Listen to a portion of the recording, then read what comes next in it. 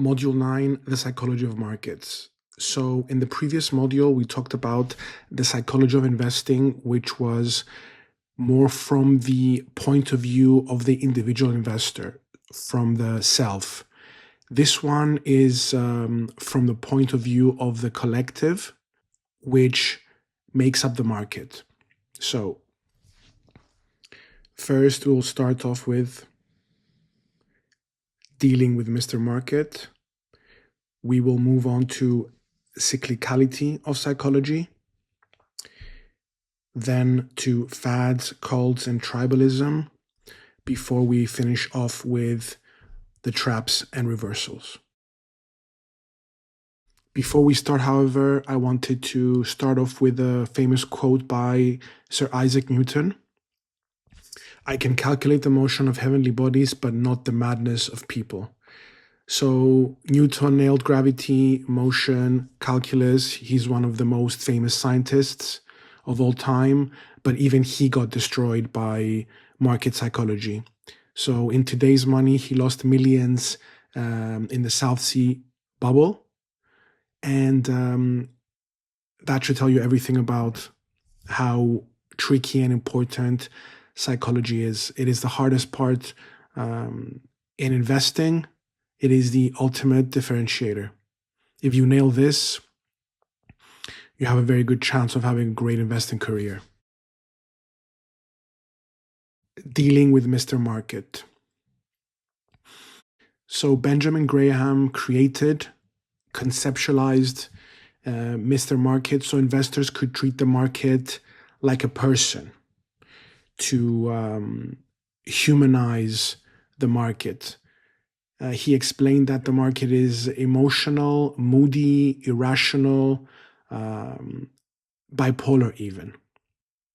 And that sentiment affects price. Price is not value, rarely depicts value closely, but price and the market state can be used as a barometer for what kind of sentiment and psychology is being applied and felt in markets at that point in time.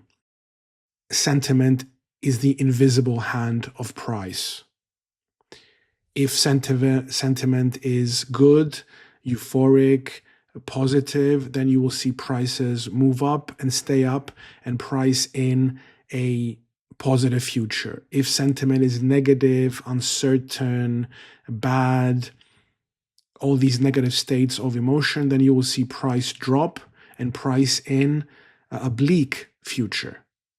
Here comes your opportunity, however, to extract an edge from the rest, to extract an edge from the market, because everybody wants to buy low and sell high. But to be able to do that, you're going to have to be able to regulate your emotions and do that when others are not able to.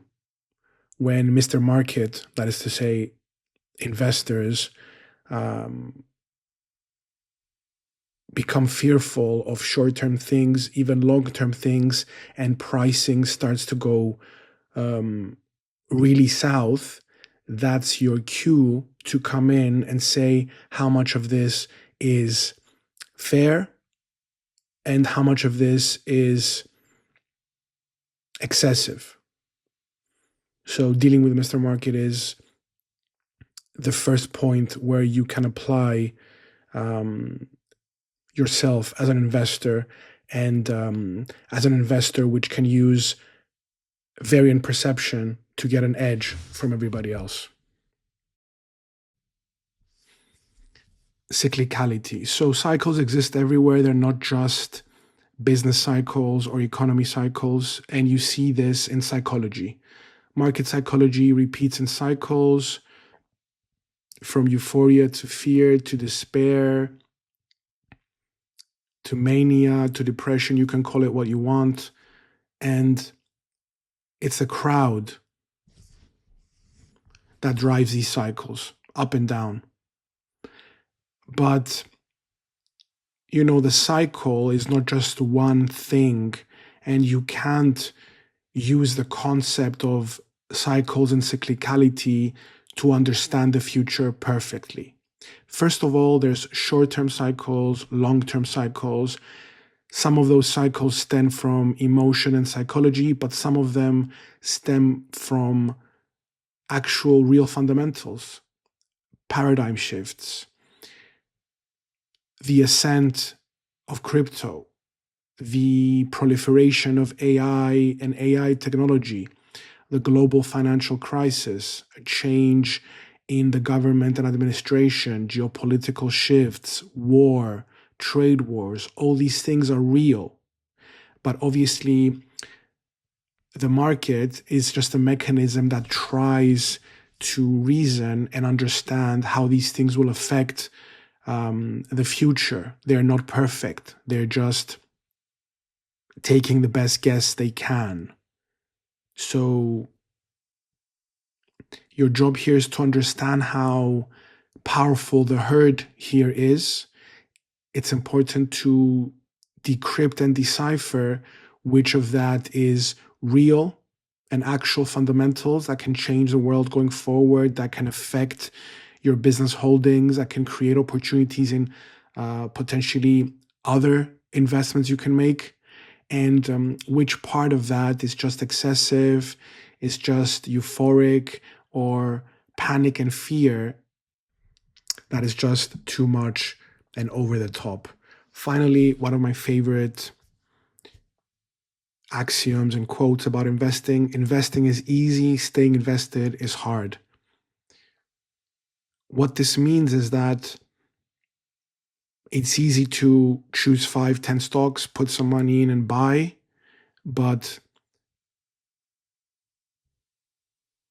from that point in time when you buy, holding, following the stock, going through losses, ups and downs. One day you're up 30%.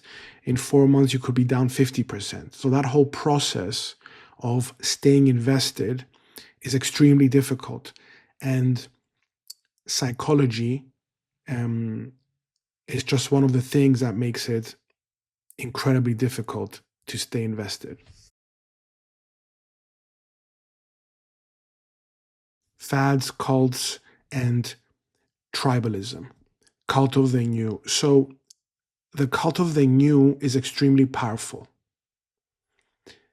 AI, crypto, drones, flying cars, renewable and alternative energy, all sorts of technological frontiers, but not only the new.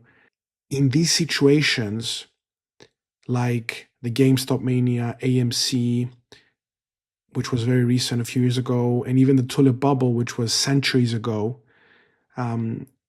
these manias express the same human pattern, but in a different way. So they lie on a spectrum. Each case is the same, but different. And in these cases of mass manias, fads, cults, this is where value investing